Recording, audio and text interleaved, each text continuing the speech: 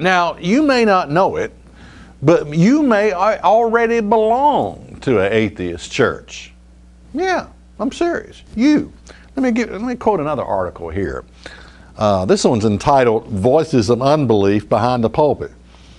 On Sunday morning, you will find him leading hymns in one of the Independent Church of Christ congregations somewhere in South Carolina. Call him Adam. He's a church administrator, a worship minister, and a self-proclaimed atheist agnostic. That last detail is a secret. In other words, he's not about to tell his congregation that he's an atheist. After all, his wife and teenage children are devout believers and that he needs to stay employed. Yeah, they're believers, but what they believe is he needs to keep his job because it's good money in that preaching stuff. You know that, don't you?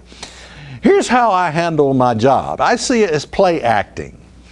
I kind of see myself as taking on a role of a believer in a worship service and performing.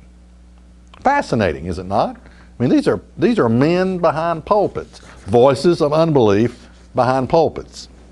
Darrell, the Presbyterian, still calls himself a Jesus follower, but adds, I reject the virgin birth, I reject substitutionary atonement, I reject the divinity of Jesus, I reject heaven and hell in the traditional sense, and I am not alone. Then there's Wes, the United Methodists. I think the word God can be very expressly in some of my more meditative modes.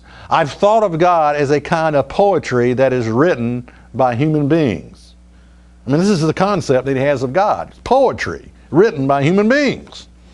Jack, the Southern Baptist, has concluded that the grand scheme of Christianity for me is a bunch of bulk. Thus, he quietly is planning a new career. If someone said, here's $200,000, I'd be turning in my notice in this week, saying a month from now is my last Sunday because then I can pay off everything.